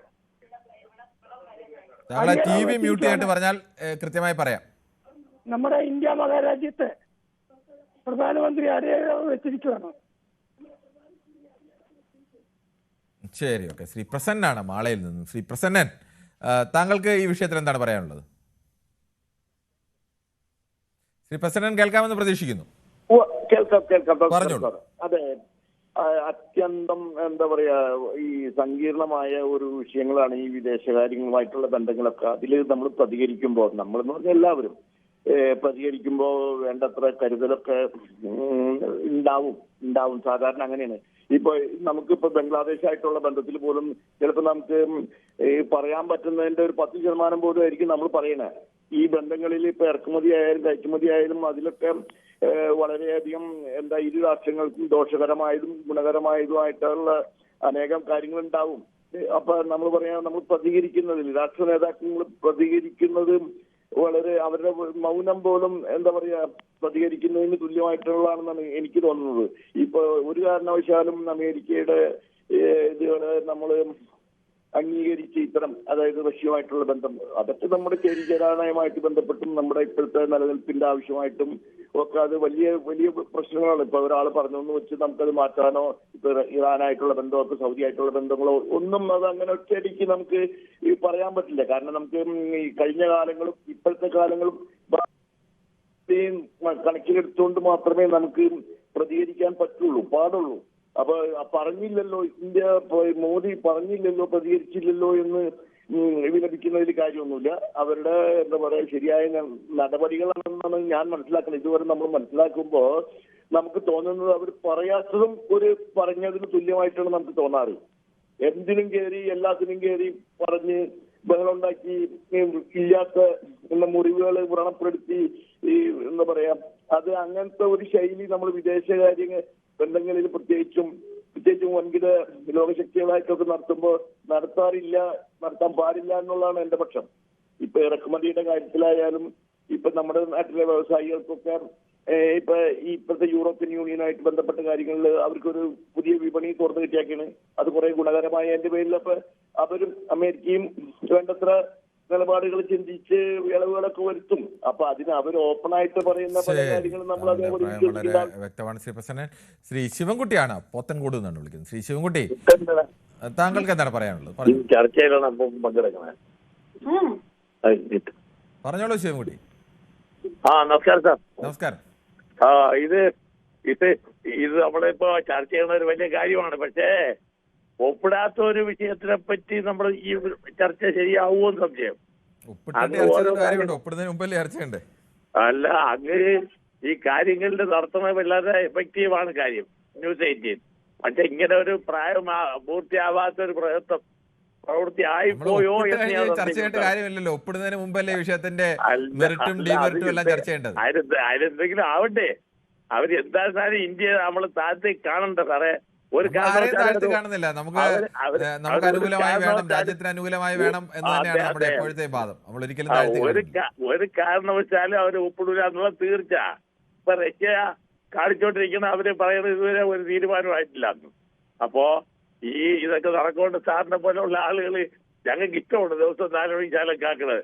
വിളിച്ചാൽ കിട്ടിയില്ലെങ്കിലും വല്ലപ്പോഴും കിട്ടും. എങ്കിലും ഗംഭീരമാണ്. അതിന് ഇപ്പോഴിത് പാകമായില്ല ശരിക്കും പറഞ്ഞു. അയാൾക്കൊരു ഭ്രാന്തനാണ്. അയാൾ എന്തെല്ലോ വിളിച്ചു പറയുന്നത്, എന്തൊക്കെയോ ചെയ്യുന്നു. അങ്ങനെ പറയാൻ കഴിയില്ലല്ലോ. ലോകത്തെ വലിയൊരു രാജ്യത്തിന്റെ പ്രധാനപ്പെട്ട രാജ്യത്തിന്റെ തലവരല്ലേ, നമുക്ക് അങ്ങനെ നല്ല കളയാൻ കഴിയില്ലല്ലോ. അത് എല്ലാം അംഗീകരിച്ചു. മറ്റേ ഈ എഴുത്തിയാടിയില്ല തവളച്ചാട്ടന്മാര് പറയും പോലെ ഓരോ പറയുന്നു, കളയുന്നു, പോകുന്നു. ശരി, ഇങ്ങനെ താങ്കൾ പറഞ്ഞ പൊതുവായിട്ടുള്ള ഒരു അഭിപ്രായം പറഞ്ഞാണെങ്കിലും യഥാർത്ഥത്തിൽ കുറിക്കൊള്ളുന്ന അഭിപ്രായം തന്നെയാണത്.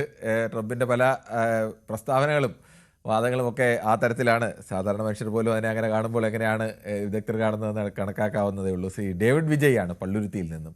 ശ്രീ ഡേവിഡ് വിജയ്, താങ്കൾ എങ്ങനെയാണ് ഇതിനെ വിലയിരുത്തുന്നത്? ഇത് കേട്ടെടുത്തോളം ട്രംപ് പറയുന്നതിൽ മുമ്പ് പറഞ്ഞു അവർ റഷ്യൻ ഓയിൽ ഇപ്പൊ കുറച്ചേ മേടിക്കുന്നുള്ളൂ. ഇപ്പൊ പറഞ്ഞു അത് മുഴുവനായിട്ട് നിർത്തി. കുറച്ച് പേര് കിടന്ന് പറയാനായിട്ടില്ല, അയാൾക്ക് വട്ടാണ്, അയാൾ പറയുന്നു ഇന്ന് പറയുന്നതല്ല നാളെ പറയുന്നത്. അങ്ങനെയൊക്കെയുള്ള ചില ഇഷ്യൂസ് ഉണ്ട്. പിന്നെ ന്യൂയോർക്കിൽ നിന്നൊക്കെ 2 പേര് വിളിച്ചിരുന്നു. അദ്ദേഹത്തിന്റെ അടുത്ത് നിങ്ങൾക്കൊന്ന് ചോദിക്കാമായിരുന്നു. ഞാൻ വേറൊരു ന്യൂസ് കേട്ടത് എന്താന്ന് വെച്ചിട്ടുണ്ടെങ്കിൽ, കാരണം നമ്മളെക്കാളും അവിടെ ഇരിക്കുന്നവർക്കാണല്ലോ ഇത് അറിയാനൊക്കുന്നത്, അവിടെ അങ്ങനെ ട്രംപിന് ഏകപക്ഷീയമായ തീരുമാനമൊന്നും എടുക്കാൻ പറ്റില്ല എന്ന്. അവിടുത്തെ കുറെ ഡിപ്പാർട്ട്മെന്റ് സൂപ്പർ മാർക്കറ്റുകൾ ഇന്ത്യയുടെ പ്രോഡക്ട്സ് അവിടെ കുടിയേറ്റ ജനതകളുടെ സ്ഥലമാണല്ലോ. ഇന്ത്യ മാതിരി യൂണിഫോം കൾച്ചറുള്ള ഓരോരോ സ്റ്റേറ്റ് ഒന്നുമല്ല. അവർ കോടതിയിലേക്ക് പോകുന്നു എന്ന് കേട്ടു ഇങ്ങനെ ഉത്തരവിനെതിരെ. കാരണം അവരുടെ ബിസിനസിനെ അമേരിക്കയിൽ ഈ പറയുന്നത് പോലെ എല്ലാ വിഷയങ്ങളിലും ട്രംപിന് അങ്ങനെ ഏകപക്ഷീയമായ തീരുമാനം എടുക്കാനൊന്നും കഴിയില്ല. അത്തരം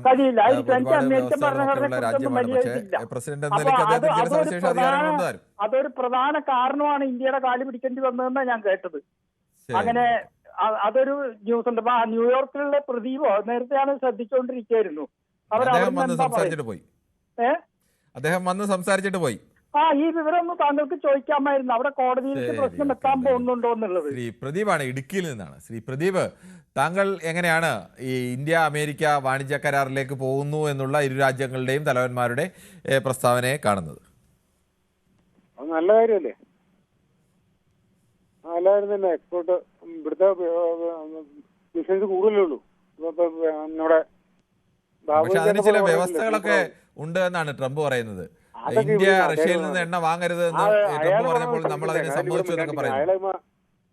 അയാൾ പിന്നെ മറ്റേ ബിനോയ് പറഞ്ഞ കൊല്ലത്തിലെ ബിനോയ് പറഞ്ഞിട്ട് എന്റെ അടിയറോ വെക്കുന്നു. അങ്ങനെയൊക്കെ അടിയറോ വെക്കാൻ പറ്റും? വ്യാപാരി വ്യവസായ സംസ്ഥാന പ്രസിഡന്റ് ബിനോയ് പറഞ്ഞ എങ്ങനെയാ? അല്ല, അങ്ങനെ ഇപ്പോൾ ട്രംപ് പറയുന്ന അനുസരിച്ചാണെങ്കിൽ നമുക്ക് കരുത്ത തിരിച്ചടിയാണ്. പക്ഷെ അത് ഉണ്ടോ ഇല്ലയോ എന്നുള്ള കാര്യം നമ്മുടെ രാജ്യത്തെ ഉത്തരവാദിത്തപ്പെട്ട ആരും പറഞ്ഞിട്ടില്ല. ബിസിനസ് ഒക്കെ കഴിഞ്ഞപ്പോ അയക്കാൻ മനസ്സിലായി ഞങ്ങൾ ഈ കളി കിട്ടുന്നു. അതാ വെച്ച് ആടി വന്നേക്കണത്.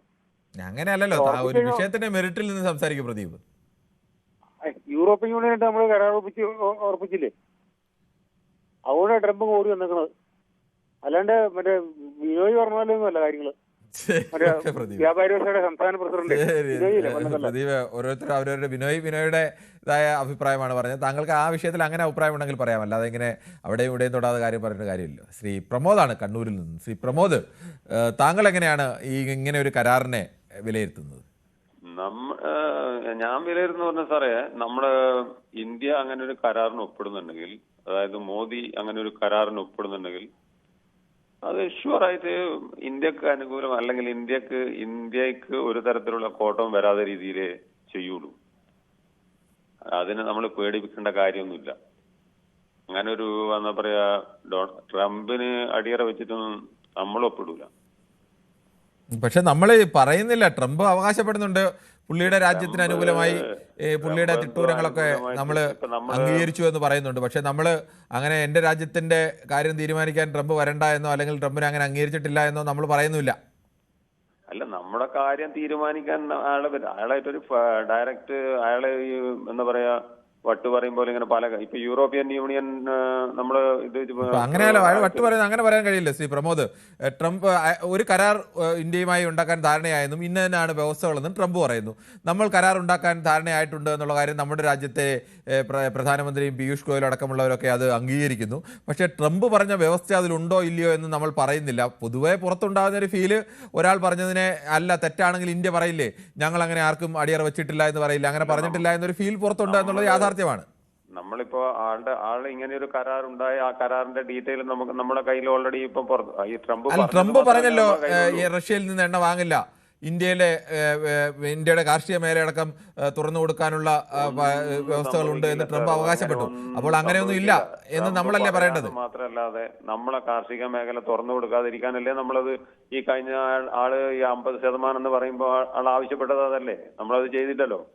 ഇപ്പൊ 50% നമുക്കിപ്പോ 18% ആളാക്കിയില്ലേ. അപ്പൊ നമുക്ക് നമ്മുടെ രാജ്യത്തിന് ഗുണകരമല്ലാത്ത ഒരു കാര്യത്തിലേക്ക് നമ്മൾ പോയിട്ട് ഇപ്പം പോയി ചാടേണ്ട കാര്യമില്ല. അങ്ങനെയാണെങ്കിൽ പിന്നെ നമുക്ക് അന്നേരം അത് അംഗീകരിച്ച പോരെ. ശരി പ്രമോദ്, അതല്ല ഇപ്പോഴും പറയുന്നത്. ഈ ട്രംപ് പറഞ്ഞ അവകാശവാദം ശരിയോ തെറ്റോ എന്ന് നമ്മൾ നിഷേധിച്ചിട്ടില്ല, അല്ലെങ്കിൽ നമ്മൾ നമ്മുടെ നിലപാട് നമ്മൾ പറഞ്ഞിട്ടില്ല. അവിടെയാണ് വിഷയം. നിഷേധിക്കേണ്ട ഒരു ഘട്ടത്തിലെത്തിയാൽ അങ്ങനെ നിഷേധിക്കേണ്ട ഘട്ടത്തിലല്ലേ ഒരാൾ വന്ന് പറയുന്നു ഞാനും പ്രമോദും തമ്മിൽ ഒരു കരാർ ഒപ്പിടാൻ പോകുന്നു എന്ന് ഞാൻ പറയുന്നു. എന്നിട്ട് ഞാൻ പറയുന്നു ഇന്ത്യൻ വ്യവസ്ഥകൾ പ്രമോദ് സമ്മതിച്ചിട്ടുണ്ടെന്ന് പറയുന്നു. പ്രമോദ് അപ്പോൾ പറയുന്നു ശരിയാണ്, ഞങ്ങൾ കരാർ ഒപ്പിടാൻ പോവുകയാണ്, എന്നെ പുകഴ്ത്തിയും പ്രമോദ് കുറച്ച് കാര്യങ്ങളൊക്കെ പറയുന്നു. അപ്പോൾ ഈ വ്യവസ്ഥയെക്കുറിച്ചൊന്നും മിണ്ടാതിരുന്നാൽ സ്വാഭാവികമായിട്ടുണ്ടാകുന്ന സംശയം എന്താണ്? ആ വ്യവസ്ഥയിൽ ചില അവ്യക്തതകൾ പ്രമോദിനുണ്ട് എന്ന് തന്നെയല്ലേ, അല്ലെങ്കിൽ പ്രമോദ് സമ്മതിച്ചു എന്നല്ലേ? ഇല്ല, സംശയത്തിൽ തെറ്റില്ല. നോക്കൂ, ഇന്ത്യ പാകിസ്ഥാൻ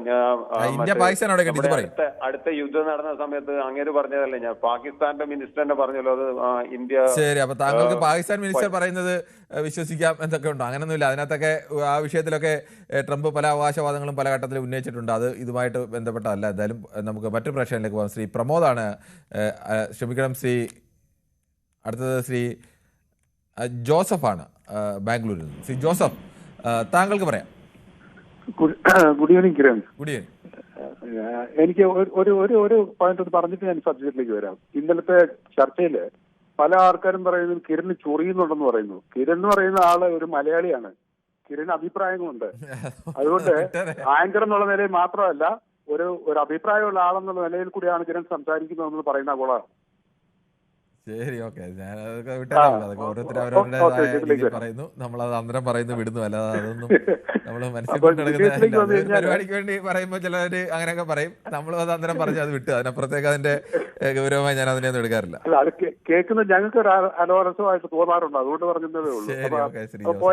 ഇതിലേക്ക് വന്നു കഴിഞ്ഞാല് ഇതിന് രണ്ട് പ്രധാനപ്പെട്ട പോയിന്റ് ഉണ്ട്. ഒന്ന്, റഷ്യയിൽ നിന്ന് നമ്മൾ രൂപയിലാണ് എക്സ്ചേഞ്ച് ചെയ്യുന്നത്, ഡോളറല്ല കൊടുക്കുന്നത്, രൂപയിലാണ് നമ്മൾ ഓയിൽ വാങ്ങിച്ചുകൊണ്ടിരിക്കുന്നത്. അത് വലിയൊരു നേട്ടമാണ് നമുക്കുള്ളത്. ഒന്ന്. രണ്ടാമത്തെ സംഗതി എന്ന് വെച്ച് കഴിഞ്ഞാല് ട്രംപ് ഇപ്പം വെനിസ്വേല പിടിച്ചെടുത്തിട്ട് അവിടുത്തെ ഓയിൽ അമേരിക്കൻ കമ്പനികൾ കൊണ്ട് ഡ്രിൽ ചെയ്തെടുത്തിട്ട് ആ സാധനം നമുക്ക് വിറ്റ് കാശുണ്ടാക്കാനായിട്ടാണ് ട്രംപിന്റെ ഈ ഓയിൽ ബ്ലോക്കേഡ് എന്ന് പറയുന്ന പരിപാടി ട്രംപ് ചെയ്യുന്നത്. ഇത് രണ്ടാമത്തെ കാര്യം. പിന്നെ എല്ലാവരും പറഞ്ഞതുപോലെ നമുക്ക് ഈ ഡീറ്റെയിൽസ് ഒക്കെ പുറത്തേക്ക് വന്നാലല്ല നമുക്ക് ഇതിനെപ്പറ്റി ഒരു ചർച്ച കൃത്യമായിട്ട് പറയാൻ പറ്റത്തുള്ളൂ. അതിന് മുമ്പായിട്ട് നമുക്ക് ഈ ചർച്ചയൊന്നും പറയാനായിട്ട് റിസൾട്ട് വരാൻ ബുദ്ധിമുട്ടാണ്. ഏതായാലും ഇപ്പോഴത്തെ നേരിട്ട് നോക്കുമ്പോഴത്തേക്ക് ഇന്ത്യക്ക് അനുകൂലമായിട്ടുള്ള വാണിജ്യ നിലവിൽ നല്ലതാണ്. പക്ഷെ ഇന്ത്യയുടെ കാർഷിക ഉൽപ്പന്നങ്ങൾക്ക് അടിയേക്കാത്ത രീതിയിലുള്ള ഒരു എഗ്രിമെന്റ് സൈൻ ചെയ്താൽ മാത്രമേ ഇത് ഗുണപ്പെടത്തുള്ളൂ. അതാണ് എനിക്ക് പറയാനുള്ളത്. ശരി, ശ്രീ ജോസഫാണ് ബംഗളൂരിൽ നിന്നും പ്രതികരിച്ചത്. ശ്രീ രാധാകൃഷ്ണനാണ് വൈറ്റിലയിൽ നിന്നും. ശ്രീ രാധാകൃഷ്ണൻ, താങ്കൾക്ക് വേഗത്തിൽ പറയാം, സമയം അവസാനിക്കാൻ പോകുന്നതുകൊണ്ടാണ് ചുരുക്കി പറയണം. നമസ്കാരം. നമസ്കാരം. ഇതിപ്പോ എണ്ണ ഉൾപ്പെടെയുള്ള ഉൽപ്പന്നങ്ങളുടെ തന്ത്രപരമായ വാങ്ങലുകൾ പുതിയ കരാറിന്റെ ഭാഗമാണെന്നും ഇന്ത്യയുടെ US വ്യാപാര കരാറിൽ തീരുമാനമായെന്നും US പ്രസിഡന്റ് ഡൊണാൾഡ് ട്രംപാണ് പറഞ്ഞേക്കുന്നത്. അപ്പൊ അത് ഇനി വ്യക്തമാക്കേണ്ടത് നമ്മുടെ ഈ മറ്റേ പീയൂഷ് ഗോയൽ വാണിജ്യമന്ത്രി ആണ് ചർച്ച നടത്തിയിട്ടുണ്ടോ അതിന്റെ വിശദങ്ങൾ വ്യക്തമാക്കേണ്ടത്. ഇപ്പൊ അമേരിക്കനെ സംബന്ധിച്ച് അമേരിക്കയിലെ ഒരു പ്രശ്നം എന്ന് വെച്ചാല് ട്രംപിനെ ആർക്കും വിശ്വാസം ഇല്ലാത്ത ഒരു ആളായി മാറിയിട്ടുണ്ട്. കാരണം ഇപ്പൊ തന്നെ സ്വർണങ്ങൾ വെച്ച് പലതും തിരിച്ചു കൊടുക്കാതെയും അതുപോലെ ബോണ്ട് പ്രശ്നങ്ങൾ, ബോണ്ട് മേടിച്ച് ബോണ്ട് കൊടുക്കാതെയൊക്കെ പല പ്രശ്നങ്ങളായി കൊണ്ടിരിക്കണേ. അപ്പൊ എത്രത്തോളം ഇതിനകത്ത് കാര്യങ്ങൾ ഉണ്ടെന്നുള്ളത് ഇനിയിപ്പോ ഇന്ത്യ വ്യക്തമാക്കുമ്പോഴാണ് അതിന്റെ വിശദമായിട്ട് അറിയാൻ കഴിയുള്ളൂ. അതുവരെ ഇത് നേരിടായിട്ട് ഇങ്ങനെ നിൽക്കും. ശ്രീ കൃഷ്ണൻകുട്ടിയാണ് മണിമലയിൽ നിന്നും. ശ്രീ കൃഷ്ണൻകുട്ടി, താങ്കൾക്ക് വേഗത്തിൽ പറയാം. നമസ്കാരം. പെട്ടെന്ന് പറയാം. നമസ്കാരം. ഈ പണ്ട് ആസിയാൻ കരാർ സാധനം ഒപ്പിട്ട് കഴിഞ്ഞപ്പോ 2006 1 കിലോ റബ്ബറിന് 285 രൂപയ്ക്കാണ് കിട്ടി. 285 രൂപ 2006. ഇന്ന് റബ്ബറിന്റെ വില 185 രൂപ. അതായത് രൂപയുടെ മൂല്യം വെച്ച് നോക്കിയാൽ ആ വിലയ്ക്കായിരുന്നെങ്കിൽ ഈ 10-20 കൊല്ലം കഴിഞ്ഞപ്പോൾ നമുക്ക് റബ്ബറിന് 5000 രൂപയായാലും കിട്ടുന്നു. കിലോയ്ക്ക് കിട്ടുന്ന 185. കർഷകർ നടുപിടിച്ച് കളഞ്ഞവര്. അതുപോലെയാണ് നമ്മുടെ കാർഷിക മേഖല മുഴുവൻ അമേരിക്കയ്ക്ക് തുറന്നു കൊടുത്തു കഴിഞ്ഞാൽ ഇന്ത്യൻ കർഷകർ മുഴുവൻ ആത്മഹത്യ ചെയ്യേണ്ടി വരും. ചതിയാണ് കാണിക്കുന്നത് ഭരണകർത്താക്കള്. തീർച്ചയായിട്ടും അത് പാടില്ലാത്ത കാര്യമാണ്. എല്ലാവരും ഒറ്റക്കെട്ടായിട്ട് എതിർക്കണം. അതാണ് പറയാനുള്ളത്. ശരി, താങ്കളുടെ അഭിപ്രായം വളരെ വ്യക്തമാണ്. ഇനി അങ്ങനെയാണ് വ്യവസ്ഥയെങ്കിൽ, ട്രംപ് പറഞ്ഞതുപോലെയാണ് വ്യവസ്ഥയെങ്കിൽ, ആത്മഹത്യാപരമായ തീരുമാനത്തിലേക്കായിരിക്കും അത് പോകുന്നതെന്നുകൂടെയാണ് അദ്ദേഹം ചൂണ്ടിക്കാണിച്ചത്. എന്തായാലും പ്രേക്ഷകരെ സംബന്ധിച്ച് അമേരിക്ക ഇന്ത്യക്ക് മുന്നിൽ വെച്ച വലിയ വ്യവസ്ഥകളും മുട്ടാളത്തരമൊക്കെ നിർത്തി ഇങ്ങനെ ഒരു കരാറിലേക്ക് വന്നതിനെ പൊതുവെ അത് ഇന്ത്യക്ക് ഗുണകരമായ രീതിയിലേക്ക് വരും എന്നുള്ള ഒരു പ്രതീക്ഷയാണ് പങ്കുവച്ചത്. ഒപ്പം തന്നെ അമേരിക്കയിലെ ട്രംപ് പറയുന്ന രീതിയിലാണ് ഈ കരാർ വ്യവസ്ഥകളെങ്കിൽ, ആ വ്യവസ്ഥകൾ നടപ്പാകുന്നതെങ്കിൽ സ്വാഭാവികമായും അക്കാര്യത്തിൽ വലിയ പ്രതിഷേധം അറിയിച്ചവരുമൊക്കെ ഉണ്ട്. അത് വലിയ അപകടം ചൂണ്ടിക്കാട്ടിയ ആളുകളുമൊക്കെ ഉണ്ട്. ഈ കരാറാണ്, വ്യവസ്ഥയാണ്, അതൊക്കെ ഇനി പുറത്തു വരാനിരിക്കുന്നത് മാത്രമേ ഉള്ളൂ. രണ്ടു രാജ്യങ്ങളും ഔദ്യോഗികമായി എന്തെങ്കിലും പ്രതികരണം ഉണ്ടായിട്ടില്ല. സമൂഹ മാധ്യമങ്ങൾ വഴിയാണ് ട്രംപ് ഇങ്ങനെ പ്രതികരിച്ചതും. സാധാരണഗതിയിലൊന്നും അന്താരാഷ്ട്ര കരാറുകളോ കാര്യങ്ങളോ ഒന്നും സമൂഹ മാധ്യമങ്ങൾ വഴിയല്ല, ട്രംപാണ് അങ്ങനെയൊക്കെ തുടങ്ങി വെച്ചത്. ഈ സമൂഹ മാധ്യമത്തിൽ ചില വിടുവായ്ത്തരം അടക്കം തട്ടിവിടുന്ന അവസ്ഥയിലേക്ക്, അതിനകത്ത് യാഥാർത്ഥ്യം ഏതാണ് അല്ലാതെ തട്ടിവിടുന്ന ഏതാണ് എന്നറിയാൻ വയ്യാത്ത ഒരവസ്ഥയിൽ ലോകം നിൽക്കേണ്ടി വരിക എന്നൊരു ഗതികേട് കൂടി ഈ ഇത്തരം ട്രംപിൻ്റെ ഈ ട്രൂത്ത് സോഷ്യൽ മീഡിയയിലൂടെയുള്ള നിരന്തരം ഉള്ള പ്രതികരണങ്ങൾക്കുണ്ട് എന്നതുകൂടി ഒരു യാഥാർത്ഥ്യമാണ്. എന്തായാലും അത്തരം വിഷയത്തിലും വളരെ ഗൗരവത്തോടു കൂടി പഠിച്ച അഭിപ്രായം പറഞ്ഞ പ്രേക്ഷകർക്കെല്ലാം പ്രത്യേക നന്ദി. നാളെയും ഇതേ സമയം ന്യൂസ് 18 പൊതുവേദി മറ്റൊരു വിഷയവുമായി.